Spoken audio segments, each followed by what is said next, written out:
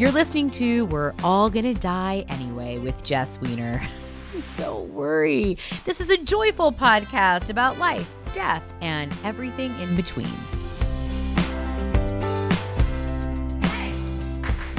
I know I talk a lot on this show about how I meet people and have like a really instant connection. And I just want to be clear, it doesn't happen all the time, but I do feel really blessed that it does happen more often than not. I think the truth is I genuinely love people. I don't love our current president, but other than that, I really love people. And the guest that we have on the show today, I met her maybe almost a decade ago at this point. And the minute I met her, that connection happened and I knew she would be my soul sister for life. Let me paint you the scenario. I met her at a very vulnerable time in my life.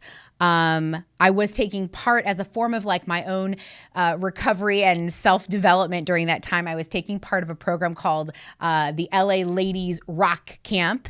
And I'm going to get into that moment in a minute, but let's just say that it involves me in a band with a stage name, singing, and maybe rapping.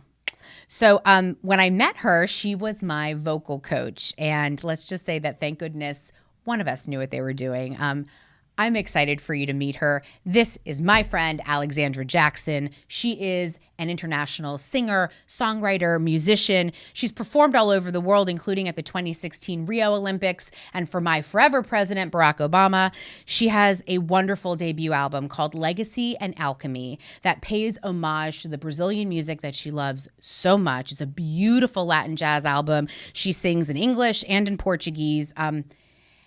And on top of all of this, she comes from a really incredible family. Her mom, her siblings are incredible, and her father, an incredible pioneer in our world. Her father was Maynard Jackson, who was the first Black mayor of Atlanta and the first Black mayor of any major city in the South.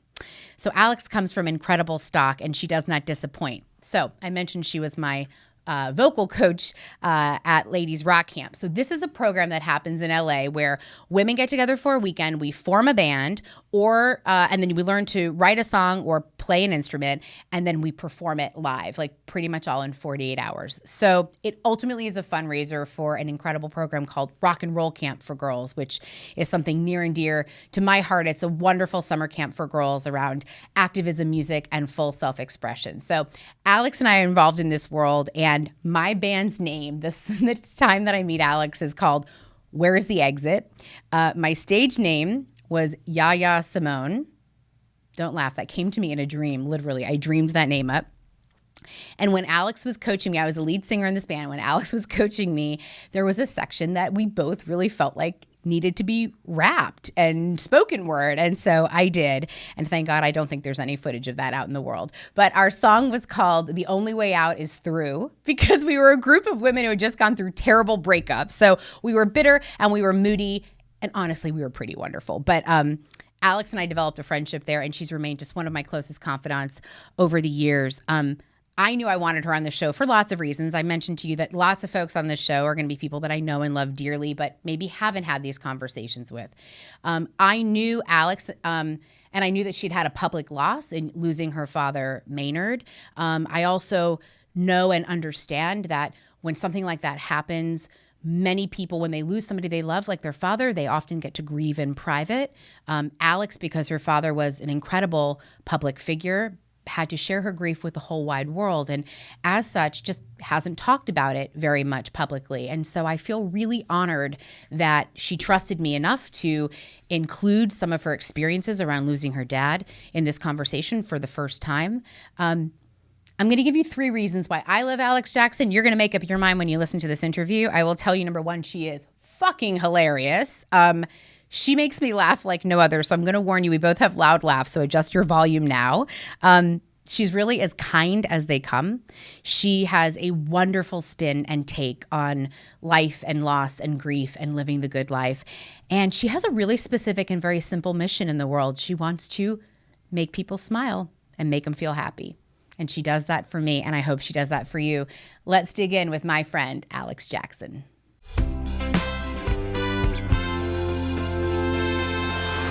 Well, hi, Alex. Hi, Jess. In my phone, do you know what your name is in my phone when we text or when we call? Favorite person? Oh, yes. Outside of husband? Yes. Okay. Also, yes, and Action Jackson. Yes, that was a nickname of mine in high school. Did I tell you that? No, I thought I made that nickname up. You've already had that nickname? No, you made it up. Fuck that nickname. It's my bad. Why do they call you Action Jackson? Because I played football. Wait, Did we not talk? I don't know that we've ever talked about that. You played football? How old were you? I was 7th grade, and I played for the middle school team, and I was the first and only girl. And they told me this year, to this day, no one else has done it. No other girl has done it. Yeah. Was it like a big hoopla when you did that? Yeah, it was pretty big. And I played tackle, which was a pretty. Of course you did. I didn't know a lot of names of the positions, so I was just, you were just like, I'm the one who jumps on the other person. And my coach was like, all right, Alex is tackle. So that's crazy. Did anybody try to stop you from doing that? My dad. He did? Yeah. He was not for it. And then, like, not all. He was like, what? My baby girl? Absolutely not. Football. Those boys are going to be so big. And then my mom took him to what they call the splaining room, because we're from the South. And he said when he came out of the splaining room, he said, sweetheart, we are 100% behind you. I would love to be a fly on the wall with your mom and the splaining room. Yeah, no, she made it happen, and then like 2 weeks in, I wanted to quit. It was too hard. Did you play for the whole season though? I did. Wow, and then you didn't play again after that. No, that was the promise I had to make my dad. Only 1 year, because it started. The boys start getting bigger. They start getting more serious. Developing. Did you have boobies then? Yeah, and so I had to get huge shoulder pads to go low enough. I looked like a monster. I am going to need photographic proof on this one. There is proof. Do I need to call Mama? She would gladly give it to you. Probably would. She really would. She still has some of the photos framed in the house. Oh my God. I know. I didn't know that. Maybe I did know that. I don't know why. You're just Action Jackson to me in addition to favorite human ever. Oh, thank you. I just love I think part of the perk of this show, and I've mentioned it before, is I get to talk to people that I really love and I admire, and we get to kind of go even deeper and learn other things that we don't know about each other. Yes. But let's start in the way back. Where were you born? I was born in Atlanta. Oh, you were born in Atlanta. Born and raised, yes. Do you Very know few people still are there. Really? Born and raised, yeah. It's a huge transient city now.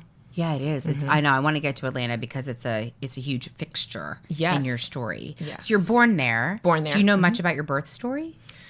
It was the most glorious day. Says Action Jackson, the tackler. Well, well, okay. So apparently, my mom didn't want to find out which sex I was, and they already had my sister, Valerie Amanda, who was 4.5 years older than me. She wanted to stay an only child. Apparently, she was not afraid. It's a thing. Yeah. We do that as adult, like as the first child. I mean, it's annoying when you guys come along. Yeah, I mean, we're best friends now, but it was a rough childhood. Yeah. So my mom didn't want to find out what the sex was, but she convinced my dad that I was going to be a boy because I kicked her so hard, and then so they were going to name me Alexander. Oh. And then out popped a girl, and they were like, just kidding.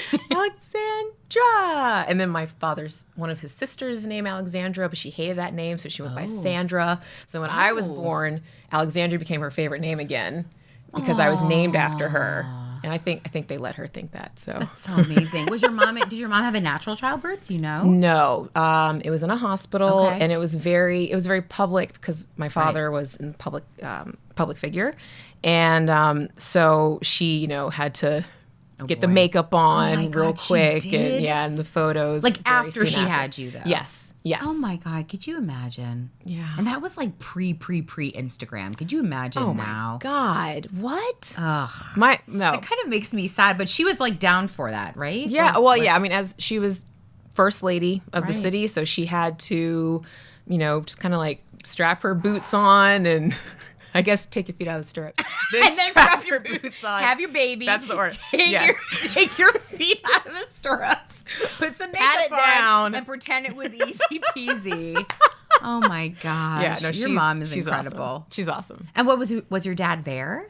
He was not for either of our births because he was away on business. Wow. But he would always get there the next morning. Aww. Yeah. So he was he may have missed like the actual moment, Yes. but he was there for the was general moment. Oh, Yeah. I love that. So your mom's name is Valerie Richardson Jackson. Valerie Richardson Jackson, and Daddy? Maynard Holbrook Jackson Jr. Amazing. So if anybody's ever flown in and out of the Atlanta airport, it's named in part after your papa. Indeed. Hartsfield Jackson Atlanta International Airport. That's incredible. The Jackson was added after my father passed away. My mother asked my father, as they got later in their marriage, she said, every mayor or governor, public figure has something named after them. Yeah. She was, what do you want? Do you want like a building? Do you want a library? Blah, blah. And he said, the only thing I care about is the airport, because that was his baby. Like, he fought for minority businesses. He put in laws and rules for women-owned and minority-owned businesses. The airport had to have a certain percentage of those businesses. Like, he pioneered so much of that. And the airport that we know today is that way because he moved a major interstate to expand the airport. Like, people were like, you can't make it bigger. I-85 runs right there. He's like, oh, what the hell is I-85? He's like, move it. And they're like, Maynard. And he's like, move it. And they moved it. So now anyone who goes to the airport and they're like, why do I feel like I'm going in a circle? It's because they moved it to expand it. Yeah. So it was a very, very important part for him. And then the new international terminal that they built has his name on it. Yeah. My mom fought very hard for that because it's the South, and a lot of people, don't want to change a lot of things. Yeah. So a lot of people were against the name change. A lot of people fought to take the Hartsfield name off and leave it as or put Jackson on. Okay. And then the come togetherness was hyphenate Hartsfield Jackson. Yeah. It's so metaphorical too, to have your name on an airport. I mean, to be mayor of a city that now is like, I mean, would your dad just be so thrilled with what Atlanta is growing into? He would be shocked and amazed. And I think the important thing that I didn't mention was the fact that my father's African American. You can't always tell with me, so I have to make that clear for people. But my father was the first African American mayor of a major southern city. That's right. So the fact that his name is next to an old southern white mayor in Atlanta is a huge symbolic deal. Yeah, it's just, so that's why it's like I'm stuttering now because it gives me chills every time I think about it. Yeah, it's really big, and it gives. And I'll share this story. But I hope we're not jumping. No, it's okay. After my father passed away, he passed away in 2003. He had a heart attack in the DC airport. And so my sister was traveling a lot for work, and she had to go to DC for work maybe like less than a year after he passed. And she was flying in the same airport. Wow. And she was very, very anxious, very nervous. She was like, I don't think I can do it. I think I just need to cancel the whole trip. And I was like, you can do it, Valerie. Just, you'll be fine. So she goes in the airport, huge lines, and she's stressing out, and she's like, oh my God, I just need to get through, and I'm just going to leave. And this young man, I guess, saw her like freaking out, and he opened a security line for her, and he waved her. He's like, ma'am, come over here. So she ran, and she was like, oh my God, thank you so much. She's like, I'm so anxious. It's a really rough day. He's like, no problem. And she looked down at his name tag, and it said Maynard. Shut up. Are you kidding me? Yeah. He was like this young African-American, 22, I think he was. And she looked down, she started sobbing. And she was like, oh my God. She was like, your name's Maynard. My dad's name was Maynard. And he was like, wait, Maynard Jackson? And she was like, yeah. And he goes, my parents named me after him. Oh, Alex. And she, oh my God. And she was just like, Oh, he was there for her. He was there, yeah. But it's just like, so you don't know the impact that people can have on others. It's just like, in life and in death. So and in life and in death. Yeah.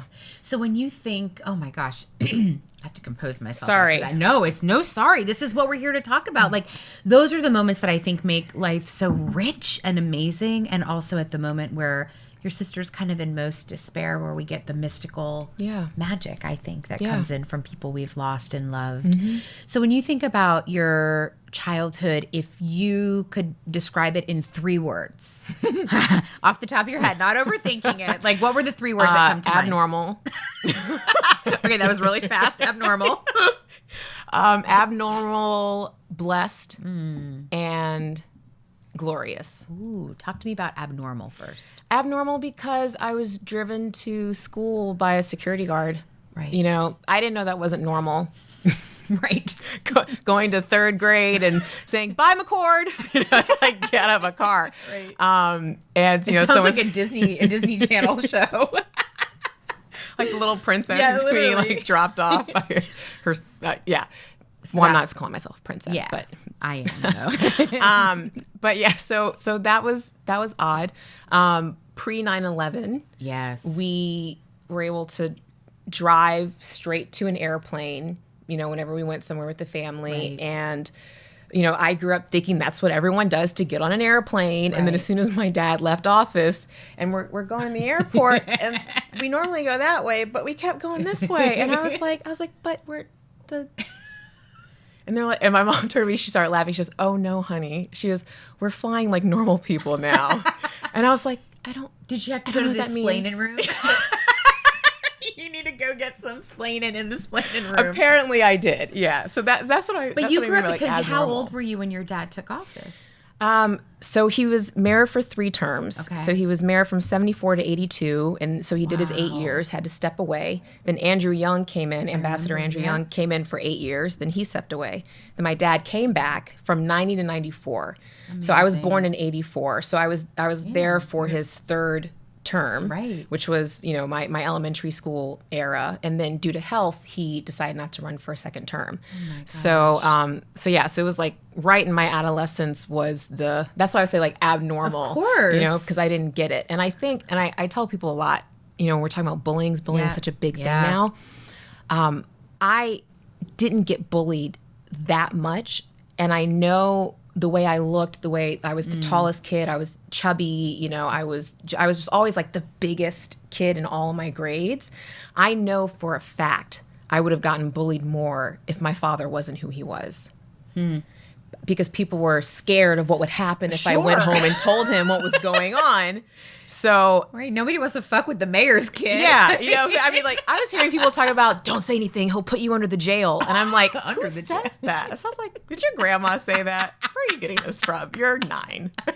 You're 9. Calm down. Knock it down. But yeah, so that, again, abnormal, like just the stuff that I can appreciate now as an adult. Yeah.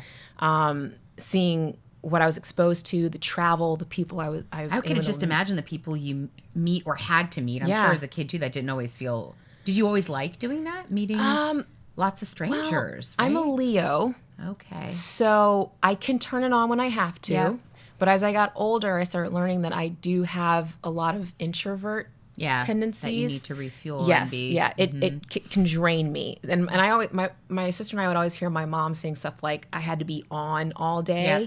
And we were just like, what does that even mean? Does that mean fake? Does that mean like, and it's not fake. It just means like engaged. And it's extra present all the time because people are looking. Always. Yeah. And nowadays. Oh, it's insane. I can't imagine being in the public eye in that same way. Could you? No, I thank God every day I did not have that same childhood with social media. I mean, Same. I was a fine kid, but you know, I can imagine if I wanted to steal a car or something.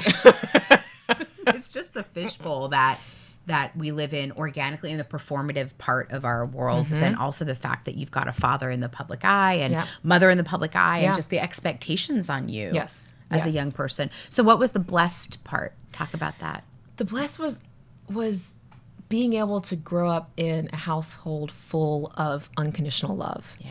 And again, it was something I didn't understand was not normal for a lot of people. Right. My father would come home every day from work. When in town, he would call the house. My sister and I would pick up the phone. My mom's already cooking.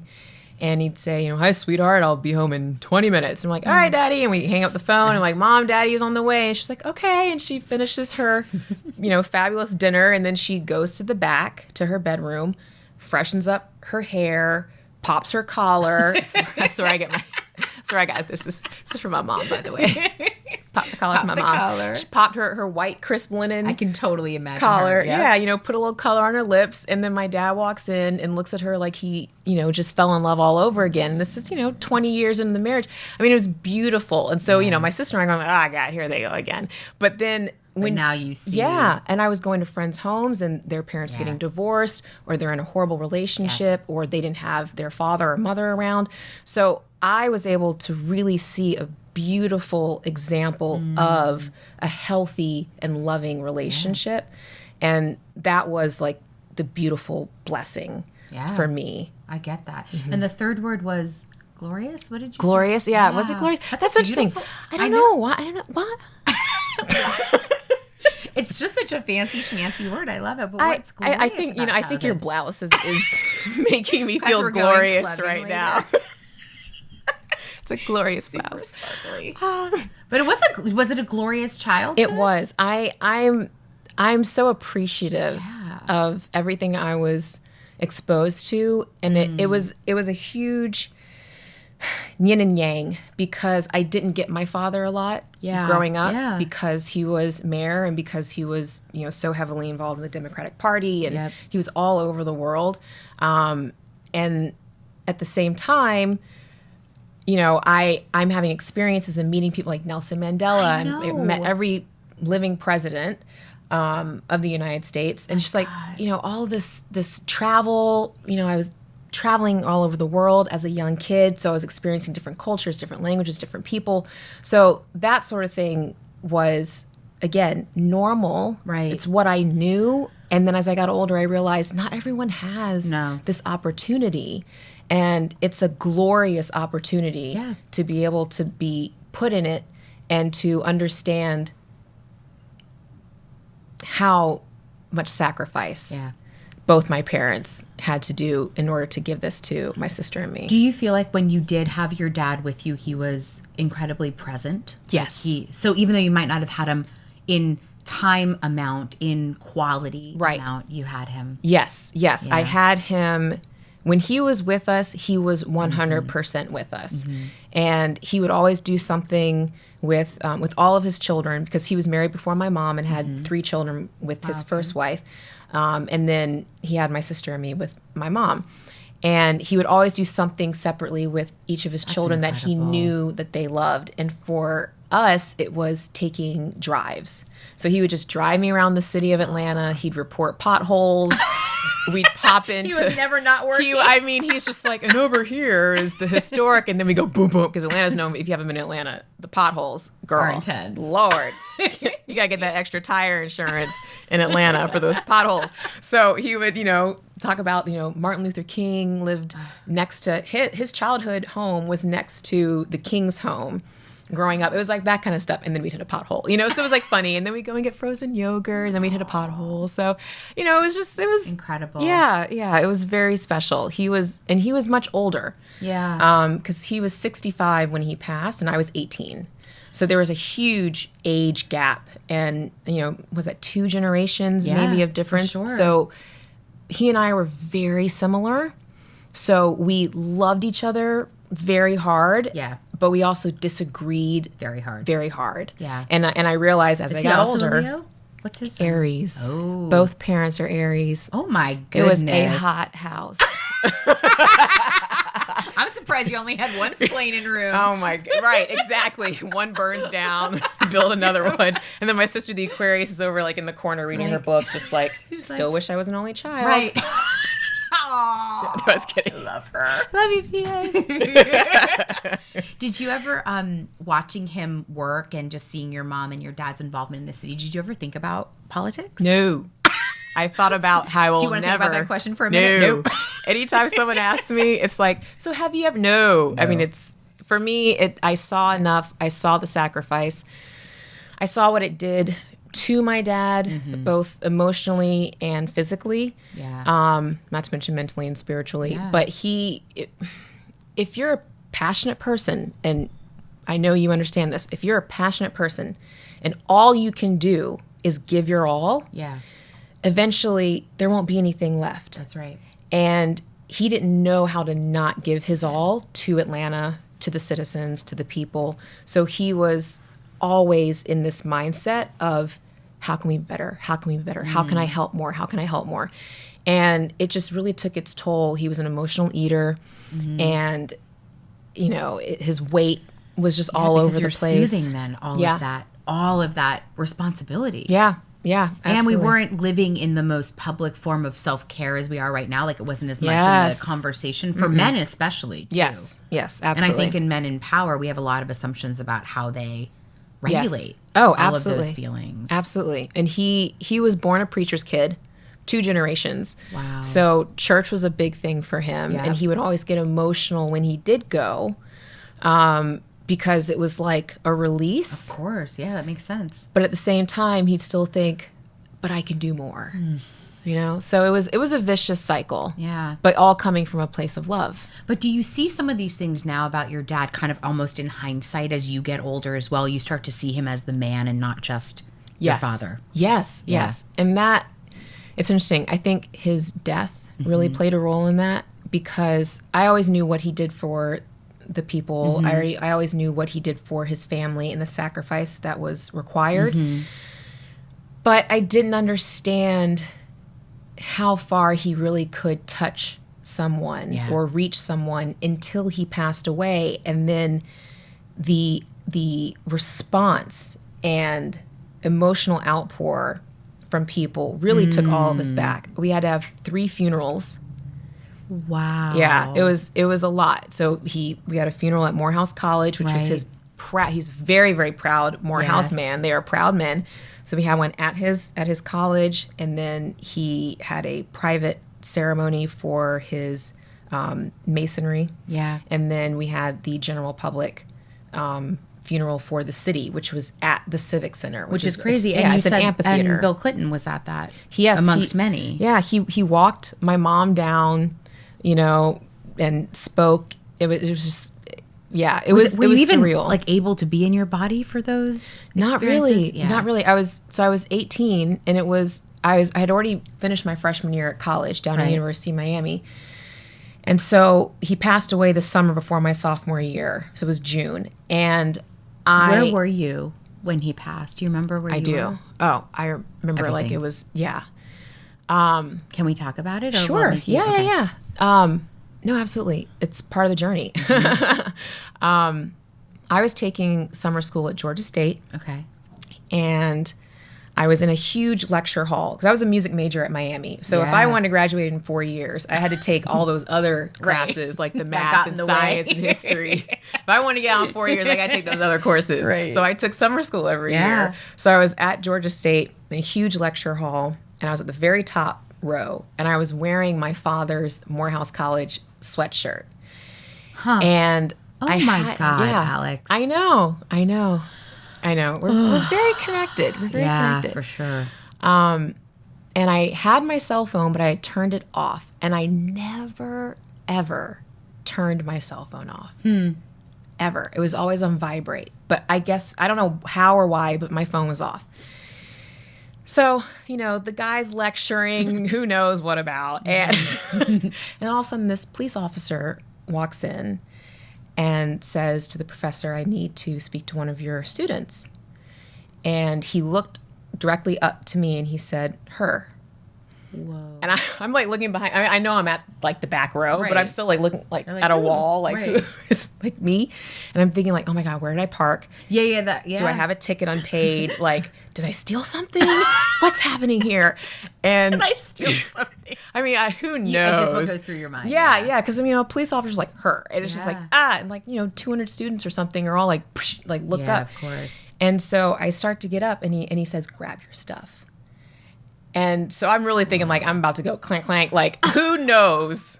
I have to take my stuff. So I go down, and he takes me right outside, and he says, Alexandra, my name is Officer, and I don't remember his name, but he was so sweet. Oh, wow. He said, your father has had a heart attack. And my father's office building at the time was directly across the street from Georgia State. Okay. So he said, your father's had a heart attack. He didn't tell me he had passed. Okay. He said, I'm going to take you across to the office around the back because the media has already started coming out front. So I said, okay. And so he took me upstairs, and, we go up the elevator, and I get into my father's office, and his whole office is just standing there with these like god-awful faces on. Alex. And his his personal assistant, and I hate to say that because she was like his right arm, like before I was a baby, she's been with him, like took care of him. Her name is Pat, and Pat took me into a room, and I said, Pat, what happened? And she said, your father had a heart attack and he didn't make it. And we just slid down the walls, and we're just like sobbing and sobbing and sobbing and sobbing. Was your mom or your sister there yet? No. No one. Everyone was like at their own place. I know. So I was like, how fitting, like Pat, like the lady who helps my father's life run, like basically is the one who's like, who has to tell me this. And I said, once I composed myself, I said, what happened? And she said, he was walking through the DC airport and collapsed, and they flew him, and he passed away. He had a heart attack. So they put me in a car. One of my old security guards heard the news. I know, McCord. Not McCord anymore. No, this one was Jackson. His name was Jackson, actually. God. I know. Also, so Jackson came. He heard it on the news. He came and found me. Because I said, how did the officer know who he was? And this is the other thing about growing up in the public eye. He said he saw me go into the classroom. And he just knew who I was. Like, I didn't know who would know who I was. Yes. Because my father would always say, when you leave this house, you're representing us. And so I was like, no pressure. Got it. Clearly. Obviously. Right. So people would just know who would, and I didn't know that they knew who I was. So we are driving. Jackson came and found me, and I hadn't seen him since I was maybe 12 or something. And we're driving, and he has the radio on. He's trying to make small talk, and every station is announcing the news. Everything. So he just turned it off. And so I forgot that my phone was off. So I go to my phone, I open up the phone, and I have like 50 messages.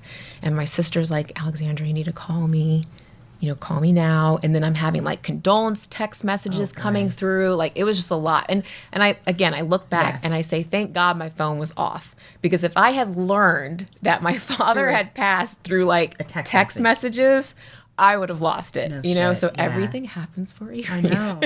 And I'm just looking at all of these like amazing, like his name is Jackson, like just you're wearing the Morehouse sweatshirt, like the things that feel so cinematic. About those moments. And but it's I mean, it's like you don't prepare for moments like that ever. No. And especially when you're 18, I think, you just your life soul is crushing. Yeah, it is soul crushing. It really is. So you weren't like in all of that public and personal like grieving and services and all that kind of stuff. Do you remember when you got into your body and sort of it really hit you? Did it hit you in waves? Like, it did not hit me until after I went back to school. I didn't know that I should have taken time off. Oh, okay. I didn't know that I shouldn't have gone back to college a month away. And a half after my father passed away. So I went right back into school, and then it was difficult in sections. Yeah.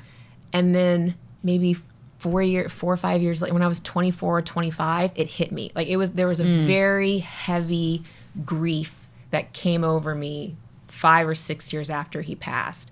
And I realized that I hadn't dealt with it properly. That makes so much sense. Yeah. I mean, it makes sense that grief comes in these giant waves without a time limit, which I don't think we often understand. I think we think grief is reserved for the immediate reaction. And I think grief is more the description of our relationship to the loss over a long period of time. Yes. But then you add in the complication of even at a time where we weren't a 24/7 surveillance world, you still had that in your life. Yeah. People were still looking. There were pundits talking about it. There were people commenting on things that, I mean, I could imagine that it would take a minute to kind of find its way for you. It did. And I thought maybe going back to Miami was running away from having to deal with it a lot. And it made it a lot harder because I didn't have my support system there. Like the ones who were really going through it with me. My sister was at Georgetown Law School at the time, so she was up north. My mom was still in Atlanta. We were very stressed about my mom because she's living in this big house now by herself and, mourning the death of her husband. And so it was a lot. Yeah. It was a lot. But I think around 24, 25, it hit me out of nowhere. And then I realized, no, I do. I remember what happened. My godmother passed away. That's what it was. And that triggered yes, because Yeah. my grandfather passed away, and then about a year later, my godfather passed away, and then 6 months later, my father passed away. Oh my God. So it was I lost a lot of important all around the same time. Yes. A lot of like my male mentors and men that I looked up to. But I, dealt with it. Right, So I thought. right. And then when my godmother passed, my grandmother passed, and then my godmother passed a couple years, and I was very close to both of them. It just all came at once. Yeah. And I realized that I had an issue with when I got sad, it was a downward spiral. And I would just think about every sad moment in my life. Yes. And then I would just like curl up into fetal position. Yeah. And so I had to stop watching like sad movies. Yeah. Like I had to ask friends, like, tell me if I can handle like The Notebook. Oh my God. Everyone was like, do not watch The Notebook. And then I waited like 3 years and it came on TV. I didn't know it was The Notebook that I was watching. And I was like, God, this is good. And I'm like watching everything. And then Lord I realized what it was. And I was like, oh God, no, turn it off. And I couldn't turn it off. No. And that ending, I'm not gonna give a spoiler. But I'm still undone by the end of The Notebook, and I've seen it 3 million times. No, one was enough. No, I'm glad that they kind of gave you a little bit of a cushion. You couldn't handle it. I was in my bed, like pillow over my face, like, God, honey. what? Yeah, it was That's intense. a tremendous amount of loss. Godparents, grandparents, like big figures in your life. Yes. So if the description of childhood was abnormal and blessed and glorious, like what do you feel like with some distance and maturing and perspective when you look back now on your childhood? What's a lesson that you think you've learned that you weren't as aware of when you were a kid? Like what's a big takeaway when you look back at that childhood? Probably the fact that I can't be selfish. I, for so long, was grieving for myself.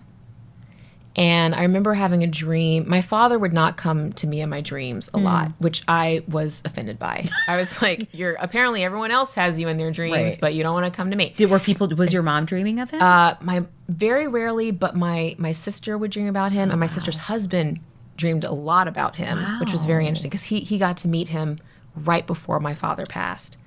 Yeah, so that was very special for them. And unfortunately, my husband never got to meet my father. So, that's something that always touches us, unfortunately. But he would never come to me in dreams. And then the first time he showed up, I will never forget. It was a huge movie theater, and it was empty. And he was sitting right in the middle of the theater. And he was thin, which is not how I remembered my father. Because when I was growing up, my father was quite large. Yeah. But he lost and gained a lot of weight a few times. So he was at like his healthy, like the pictures I see with him and my mom when they first met, very, very handsome man. And he's sitting there laughing, watching the movie and everything. And I sat down and I'm like, Daddy, where have you been? And he was like, I've been here. I've been with you the whole time. And I was like, but Daddy, I was like, I can't stop crying. And he's like, sweetheart, at this point, he was like, you're not crying for me. You're crying for yourself.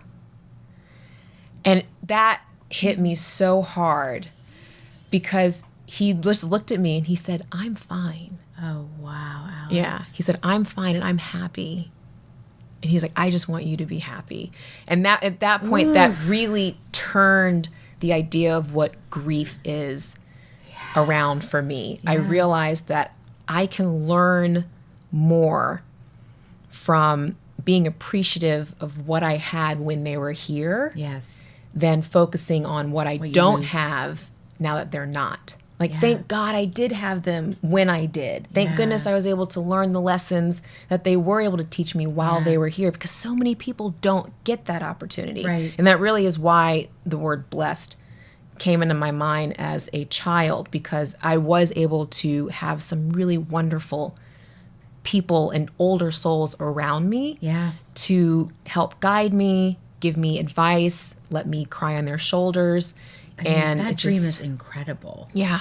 Have you ever had that dream like analyzed by Jungian dream analysts? This is all I'm thinking about. It's just that for me, because our dreams are obviously all of our unconscious, subconscious coming up. Plus, we're connected in all these ways. And like, I just love that the message for you too was like, I'm okay. Yeah. Like I think people who lose people long to know, are they okay? Yes. Because we have no idea what happens on that other side of that veil. You know, we don't know. Yeah. So we make up all these stories, and our religion tells us certain things, and our culture tells us certain things, but we don't know. Yeah. And then to have that, what a comforting, Yes. you know, it's so interesting. So, you know, when Felipe and I got married, his dad, so he had been somewhat like estranged from his dad for a period of time. And then they kind of reconciled the months leading up to our wedding. His dad walked, you know, both of our parents walked us like halfway down the aisle, and then Felipe and I walked ourselves the rest of the way. But his dad passed away very suddenly a month after we were married. I don't know if you knew that or not. Yeah. Very suddenly on New Year's Eve. We got married on November 2nd in front of the family, and on New Year's Eve, he passed very suddenly from complications from pneumonia. And so much like what you're saying, I think what I've watched Felipe grieve, when I've watched him grieve his father, it has been so much, and he's been deeply, deeply sad, of course, but it has been so much what you just said, which was the focus on what was given to him. And all he kept saying was, I'm so glad we had that time together. And he holds on to those moments more so than the moments. I mean, obviously I was so happy I had some time with him, and I got to know him because Felipe is named after him as well. And they had a very complicated relationship growing up, but my husband loves his father, and he dreams of him often. He has crazy detailed dreams of his dad that I hope, you know, I can stay connected to the people I've lost in the same way. I don't dream like that, but he did. I don't know that he's had a sort of a prophetic, like, but sometimes he's had direct dreams where his dad's come and he's put his hand on his hand while he's working on things. Because his dad was a machinist and they both are artists in their own way. But like, that connectivity is what he holds on to. And I think it's made his grieving not easier, but it just is, it gets, I don't know, it's some solace, I guess. Yes. It's being able to just feel like there's that connection there, you know? And I think for me, I'm reminded of it because so many people tell me I look just like my father. So whenever I hear that, I mean, people will literally stop me on the street sometimes and they'll be like, you kin to Maynard. Again, like, the South. Right? Yes. And I'm like, yes, ma'am. They're like, which one? I'm like, I'm the baby. And they're like, oh, girl, I haven't seen you since you were like this. I'm blah, blah. Yeah. So it's just, so that always makes me feel connected. And people are always telling me stories about how much he meant to them. And then here's your sister walking through the airport with a young man named after your dad. Yeah, I know. Like, that legacy is tremendous. Yes. And he was there to help my sister through that moment. You know? So our loved ones who have gone on are always around. I believe that too. We just have to be open enough. Our hearts have to be open enough. Our souls have to be open enough to see it and to feel it. And I think when grief takes over to such a negative extent, when we really just kind of fall into that hole for too long, that's when we can't see it. I agree. And that's what makes us stay down there. Yeah. But when you look up and you're like, I think there's light, you know, you climb a little up and I think there's more light, and you climb a little more up, you know, you take it at your own pace, but then you get up there and you're like, this is what I've missed. Can you hear him in the choices that you make or the things that you think about? Oh yeah. I talk to him all the time. Do. When I'm driving, if I'm rushing and I get a green light, I'm like, thank you, Daddy.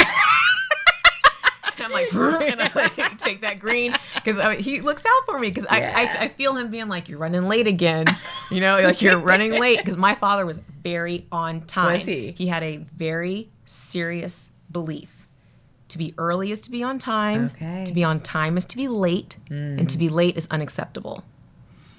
Okay, so that still has not left you like. I still think it all the time. It didn't really like take effect on me necessarily as much as it should. And my husband's over in the corner going like this. But I try and I think about it all the time. That's what matters. Is what matters. What do you think Daddy would think of your hubby? Oh, he would adore him. And I tell him that all the time. I mean, my husband and my mom have such a sweet relationship. When they met each other, 'cause my husband and I were college sweethearts. And so when they met years ago, within 10 minutes, my mom was like making him an apple martini and telling me to go into the other room and watch TV. Okay. And I was like, but Your mom's also not not easy to please. No. She's like a tough nugget. Yes. So he got there right away. Yeah, she's a smart lady. Yeah. She has accomplished a lot in her life. Yeah, And she's not she doesn't take any BS. And she wants to know, again, my husband's over there just like, Did she take him to the splaining room ever? I don't think they ever had to. That's how close they are. Oh my it was very, goodness. very sweet. I know. I had to trick sweetie him into pie. meeting her. But yes, it went very well. I just drove him to the house and didn't tell him where we were going.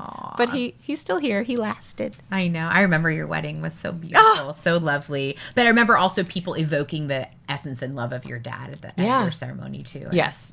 That was very important to feel that he was there, to honor him, because I am who I am because of my parents. Right.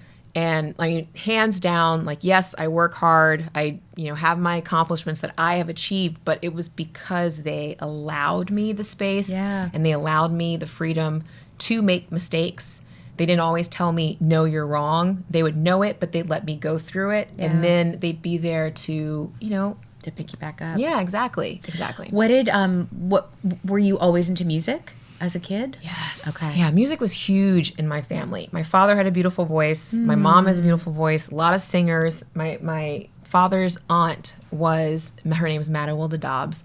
She was the first. Her name is what? Matawilda Dobbs. Matawilda Dobbs. Yes, dear. She was an That opera is a singer. literary name. Oh, an opera singer. That makes sense too. Yes, she was the first Black female opera singer to sing at La Scala. Excuse me for all the first amazingnesses in your family. Yeah, again, no pressure. But seriously, did that ever really fuck you up? Yes. Okay.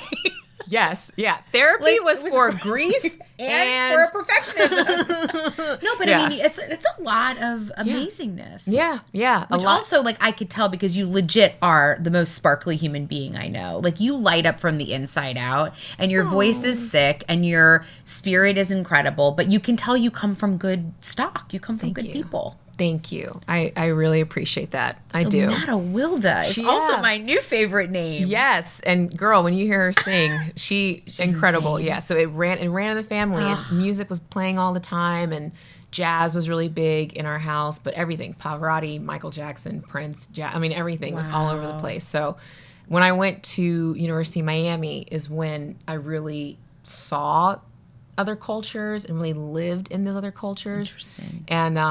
And my sister grew up loving world music. So she used to, I don't know if you remember, those old, I think it was called Putumayo. Yes. The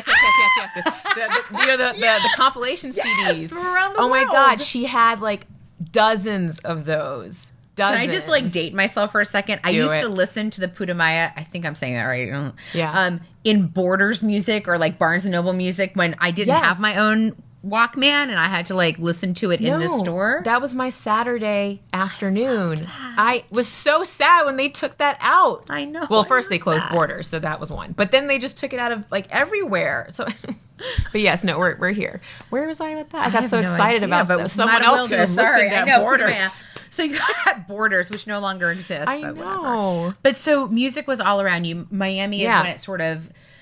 So what does it feel like now at this stage of your life and the dreams that you're pursuing? How are you feeling? What are you moving towards? And did your father's passing maybe at that younger age in your life and when it really hit you, did it create a sense of urgency more for you? Or do you have that sense of urgency now? It's very interesting. I know a lot of people, when they experience a death, you hear them say, that's what made me want to go harder. That's what pushed me for my whole life. And for me, it did the opposite. It literally stuck me in slow-mo. Really? Because I was so used to having that cheerleader. And then when I didn't have the cheerleader anymore, I was like, so where do I go? What do I do? Mm-hmm. Yeah, exactly. So it took me a while to get back into that space of, but it's coming from you, Alex. You know, like you have to put it forward. You. Exactly. So that was a really that was a hard situation for me to kind of pull myself out of, but being able to travel, record my album mostly in Brazil and here, 'cause it's a Brazilian jazz album. It's incredible. And thank you. It was a 5-year process. So talk about like patience and appreciation for starting something that you don't know is going to happen the way it does. Yeah. And then does a 180. Well, and you're singing in Portuguese too. Yeah. Which I don't know. I mean, I'm learning. I know now, but when I started, you know, a lot of the Brazilians I was recording with were like, you know, you got to sing some of these in Portuguese, right? And so then I got a dictation coach. Wow. And then I learned it backwards. I learned how to sing it. I learned what it meant in English. And then apparently I was tricking people. Because they thought you were fluent in that? So they would come start speaking to me after shows in Portuguese, and I'm like, eu não falo Portuguese. And they're like, what? You just sang like 7 songs. What are you talking about?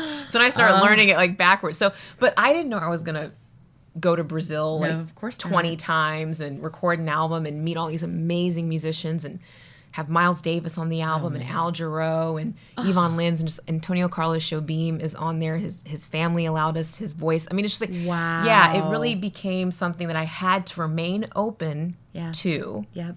And hear my dad in the background and all you know, my godparents, my grandparents, everyone just like cheering me on because that's what they would have done if they were alive. That's right. So why wouldn't they do it? Of course. Not alive. I believe our ancestors, I always, in our prayers and meditation that we do in the morning and in the evening, we always ask our ancestors and the ones that we've lost to walk before us and to clear all obstacles from our path. That's something Felipe and I say quite a bit because I feel like that's how I imagine them sort of like moving things out of the way, whether it's a green light or an opportunity or just safety in general. I just imagine, and I feel like we've got this lovely lineage of people who want the best for us, but it gives me comfort.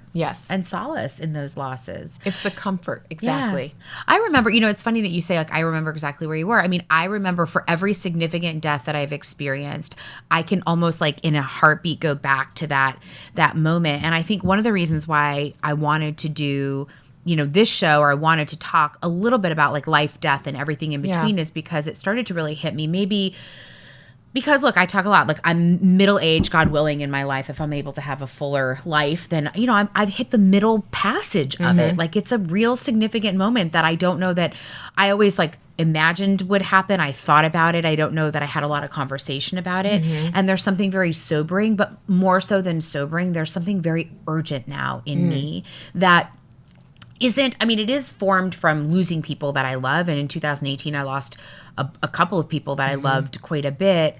But I also feel like it's a wake up of like living, like, you know, Felipe and I talk a lot about La Buena Vida, living the good life. Like, what is your good life? And when you talk about, like, you were anchored around, like, I was your dad as far as, like, what do I do if I'm not doing it for them or with them? Or, you know, I think, like, I have at the moment the benefit of both parents alive, although my mom's been sick quite a bit the last couple of years. So I've faced what it also feels like with living and loving somebody with a chronic illness and, you know, and looking at the potential for her health to have this kind of roller coaster. And you realize, I think, too, so it's a confluence of things, but I think you realize, like, this life is ours. Yeah. This life is for us to design what it is going to look like. And I think you hit a certain point in adulthood, especially when if you're, you know, choosing to partner or to create a family and whatever that looks like. And for me, it's just been like, man, if I always played this game after I lost people, and I'd say, like,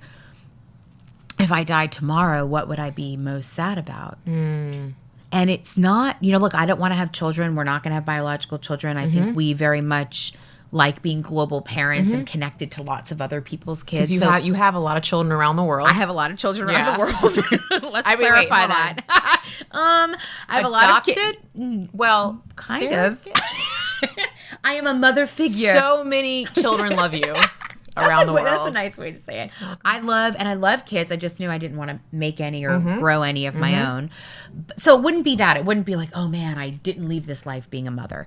It would be for sure. It would be, boy, I wish I had more time to play with Felipe. Like if I knew tomorrow was my last day, I love that man. So like, it's so sweet. Who doesn't love him? Together. So I'm like, I would miss that. But then the other thing that came up for me was, man, I would miss some opportunities to tell some stories creatively that I want to tell that I'm not telling, to just get out. You know, I'm sure for you with music, it's like ideas for songs or things you want to perform. Or for me, I think my writing and my speaking and my storytelling has gone a little dormant in some of my business pursuits. So I think for me, I was more awakened to like, man, there's some things I want to do that I haven't done before. And part of it was this, you know, part of it that I do need to do. Yeah. And part of it was I want to do something like this show that I'm not attached to the result of, that I'm not doing it for anybody else because somebody gave me a job, because I want the next thing after this. I just wanted to do this. Because you want 1 million followers. Correct. No. Right. I want 10 million followers. I'm just kidding. And that is how you set the bar. But I feel like for me, it's just been like, I just wanted to play, honestly, Alex. Like, that's why I wanted to talk to you. I mean, here's the real truth, too, of our friendship. Have we started recording? I don't think so. This is just a pre-roll. Joking, guys. But because we've known each other since when? Like 2011? 11, yeah. So right before I met Felipe. Yes. Because I had gone through a massive breakup. Let's do some background. I had gone through a massive breakup. I was engaged to somebody for like a hot minute. Broke that off. Moved out of that house. Was super down, but gave myself the vision that I was going to like learn something, do something new to challenge myself. I took pole dancing classes for 1 month. That was really hard, actually. Really? And then, it was. Have you ever done pole dancing classes? No. Okay. Not really my jam, but I've heard it's core work. It's like super core work. Yeah. So I did that. That was okay. But then I joined Ladies Rock Camp, and that is where we connected. Right? Yes. Isn't that where we were? Yeah. Because you're my music coach. Yeah, I was the vocal instructor. Yes, for the ladies. And I was in a band. I don't want to brag, but I was in a band called Where's the Exit? Because I was literally like, get me the fuck out of here. Way to turn a scary situation into positivity, Jess. Can we just also talk about the fact, do you remember that? Do you remember coaching? I remember you better than almost anyone else in that camp. But it was because you seemed so like, yeah, let's do this. I was a fucking mess. I was pretending. And when you told me that afterwards, I was like, oh wow, she's good. or you slightly put that manic girl on stage.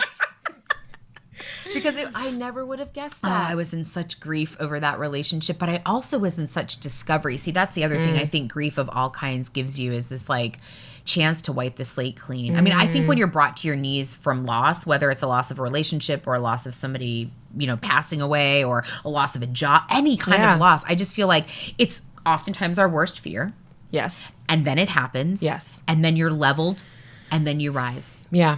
I mean, most people do. I know that's not everybody's journey, but for me, I was so leveled, and I was in that camp, and we were singing. I had a fake name. I had a stage name. It was Yaya Simone. Yaya. I remember. But now, wait, what was your grandma's name? Because now I want to do Matta. My great aunt. Matta Wilda. Oh yeah, Matta Wilda is now going to be my new name that I check in under. You can have that. Matta Wilda. Yes. But I was Yaya Simone, and then I did a rap in that song. Do you remember? Yes, I remember everything about you, Jess. I can't even. It was incredible, and you were an inspiration to a lot of those other women, because you probably were the most experienced of being in front of people. Whereas a lot of these other ladies were doing this because they were in horrible relationships, or they had no time to themselves at home, or they felt like they lost themselves, and they were in like really deep places, dark places. And this was like how to bring them out of the darkness, but you didn't show darkness. Oh, that's interesting. Yeah, that's why I was like she was good, but you didn't show it. Well, I found can be hard. It is hard, but you know what? Also, that experience for me, I just found the joy in discovering again. Like I just got to play. that's what this show reminds me of too, is I forgot what it's like to play and banter with smart, fun people or sing with creative people, or I rapped on a stage and wherever we were in Silver Lake. And like, I did, some kind of expression that was out of the ordinary, and it kind of like shook me back into living. And then that was like April of 2011, I think so. And then like the next year I met Felipe, and I got married 6 months after that. Like, I just, that's, I think, the beauty of why I wanted to do the show is like, we don't know what's going to happen, and we don't know how much time is promised. And like, we don't know when we turn the corner and boom, life changes. Or like you said, all of a sudden I'm going to Brazil and I'm singing in Portuguese and I've got these legends on my album. Like, that's the part that I love about life, that I think we forget about life because we're so busy making plans and performing that shit on Instagram. Exactly. And we put too many boundaries on ourselves, because when I started the album process, I said, literally, I was like, I want to record a jazz album. Well, what does that even mean? I mean, like, do you even want to sell it? Do you want to tour it? Do you want people to hear it? Are you doing it for yourself? Is it from my mom in her bedroom? Like, what is this for? And then because I allowed my boundaries to be broken, and I allowed myself to be pushed out of multiple comfort zones, I was able to create something and meet people I had no idea was going to happen at the beginning of this. And if I hadn't experienced such heartache and such grief from loss, I don't know that I necessarily would have been as open to it. That's right. Because I wouldn't have been aware that life can be cut short. I wouldn't have been in a mindset where we're not promised this. No. And a few minutes or a little while ago, you said, middle-aged, and God willing, you'll have so much more life. And I wanted to ask you, did you assume you were going to get to middle age? I did. Yeah. I really did.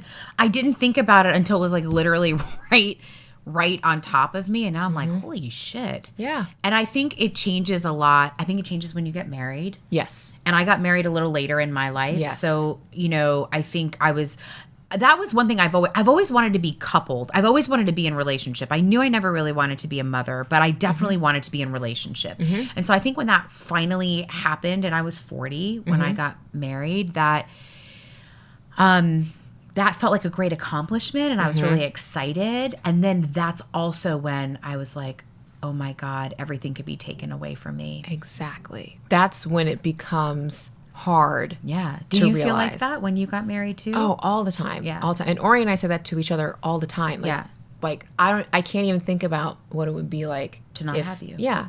If something had happened, like, my God, I know what that feels like. My husband doesn't know what that feels like, because he hasn't. And thank God he hasn't had to go through that. But at some point, everyone does have to go through that, and it's hard. And it's just being able to talk about it with someone, or hear someone talk about it. That's right. Because you may not have someone that you know in your life who has been through this. Just hearing that, like, what you're going through is not wrong. It's not weird. It's not scary. And likely it won't end you. Yes. Like, that's the harder part, right? Yes. Because you think that. Although, Felipe always says if he goes first, he's going to come back in my dream every night. And I'm like, well, he's not going to let it rest. But I want to die like the Notebook. Are you kidding me? I want to, like, be really older, lay down, we go to sleep holding hands. Like, I mean, I mean, if we could really, like. Do you have a perfect death scenario? Sleep? Yes. Yeah, in sleep. Like, I don't need to be dramatic. Like, not in like a hot air balloon and, like, take me to a cliff. Like, I don't need that. No, like. There's no Thelma and Louising it. No. I just want to go. Yeah. I want to be, my perfect death is I want to be really old and wrinkly with no teeth. And I want to just lay down with no teeth next to my husband and fall asleep. I would say that that's exactly what I'd want, but I'd want teeth. I'm really big on my teeth. You're really vain. So that's the only difference. I like when I turn to him and say I love you, I don't want to be. So I need him to. We do that though. We like go like this and we try to kiss each other. What it would feel like without teeth. Have you ever done that? No. Maybe a little too much oversharing. Interesting. Your husband's judging me over here in the corner. He's just like, more ideas now for my wife to try. Kiss me with no lips. Thanks, Jess. Just no teeth. It's like, how'd that podcast go? I don't know. I learned how to kiss with no lips. Listen, we're covering the important things on We're All Gonna Die Anyway. You never know what you can learn in life. So tell me this as we kind of take this amazing journey to a close only momentarily. If we're all going to die anyway, then what? How would you finish that sentence? And live. Is that too cliche? Is that too obvious? I'm not gonna judge Has you. anyone else said that? I've actually never asked that question before. Oh, Ooh. then to live. I like how you found your camera though on that one. Way to find to live. And here. Okay, no, but that's a serious question. And I really would, if you're going to die, then live, damn it. Like, it's. And what does that mean to you now at the place and stage you're at in your life? What does living feel like, look like, sound like? Like, what does that bring it to life for me? Right now, I would say it's about growth.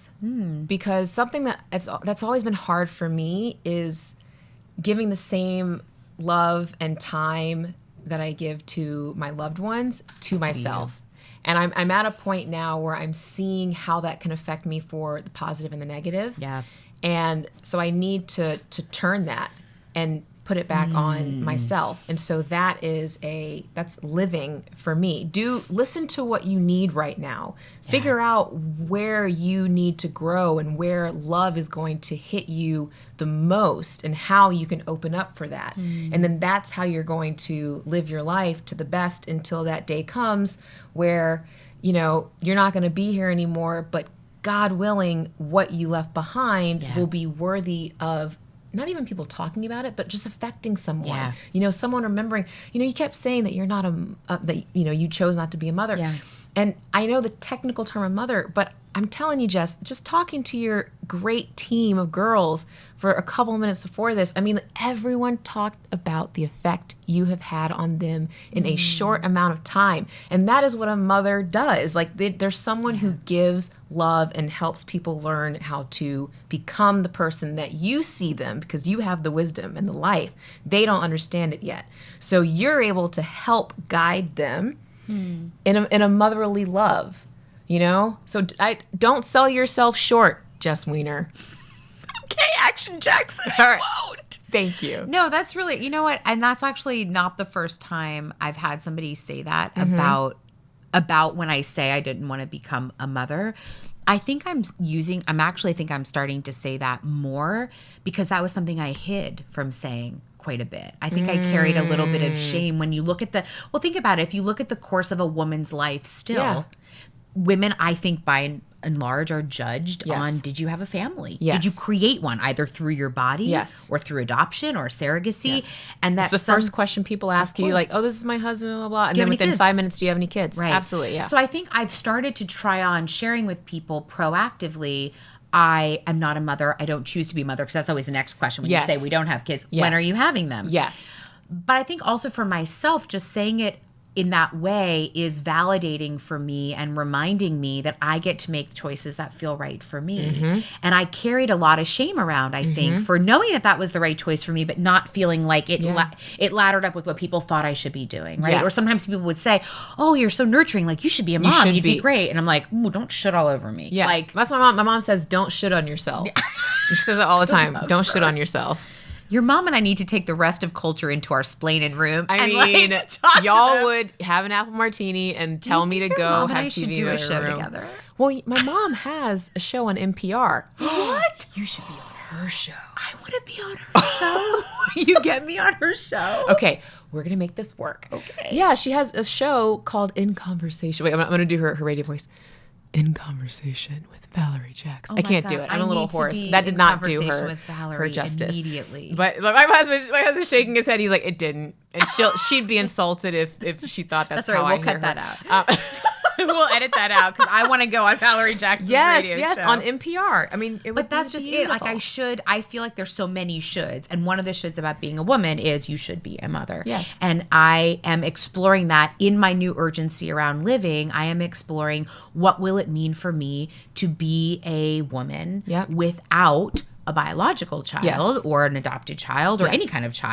By choice. Yes. And instead, how do I live into, because I've always known I wanted to be of service. That's at the core of my foundation. I mean, even when I met Felipe, we both connected by a shared value of being in service, of wanting to help in any way that we could to anybody, but specifically with young people. I think we both were like, wow, we're better at wanting to be global parents than, and we even said that term to each other, like, let's be global parents. It's part of our kind of values as a married couple. But anyway, I appreciate you reflecting back to me about relationship with other people. I think for me, I'm trying, and I don't take that lightly, I think I'm also trying to like live into like who I am at 46. Like I'm, and who I want to be. And the urgency that I have is to have more conversations like this so that whoever's listening or whoever's watching it unlocks their permission, if that's what they needed, right? The permission. To hear how to, how you grieved or how you rebounded, to hear choices I might make or questions I might ask. Like I just feel like I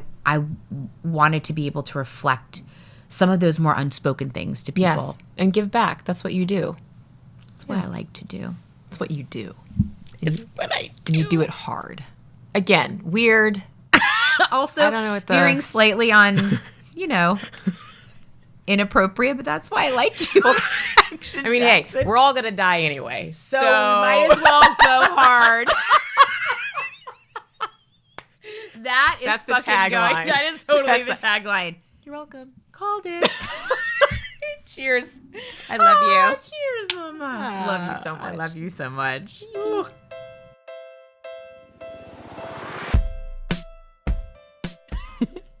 Seriously though, my cheeks are sore from smiling so much and laughing so much. I just Alex Jackson is my heart, and I hope that you got to hear that and see that in our conversation today. I value our friendship so much, and I don't get to see her very often. So just even having the blessing of this time in New York to talk to her is just incredible. I think if there's anything I'm going to take away from this conversation, it's just that death and grief suck, and they're hard, and none of us escape that experience, but being able to talk about that more and talk about that with somebody, with joy, with love, with gloriousness, to use her word, that's what this show is all about. It's just a way that we can really look at the whole picture of life and find ourselves in it. So I hope that you enjoyed. I'm sending lots of love your way. You've been listening to We're All Gonna Die Anyway with me, Jess Weiner. You can follow me on Instagram, Twitter, LinkedIn, and Facebook. And you can also watch this podcast by checking out my YouTube channel for filmed episodes, behind the scenes footage, and all other kinds of amazing video goodies. And of course, you can always visit me at jessweiner.com. We're All Gonna Die Anyway is exec produced by me and produced by Lauren Chavez Myers. Our episodes are recorded, filmed, and edited by Jeff Franklin and Adam Lippert of B Film. And our original amazing music is by Becca and Destiny Petrell. As always, I want to send a special thank you to the love of my life, the amor de mi vida, Felipe Lopez. And if you love this podcast, please make sure to tell your friends, subscribe, and leave a review at Apple Podcasts, Spotify, Stitcher, Google Play, or wherever you get your podcasts. Most importantly, if there is something that stood out to you from today's episode, I want to hear about it. So if you want to share your own story, leave a comment, ask a question, please send me an email at podcast@jessweiner.com. I can't wait to hear from you. Bye, babies.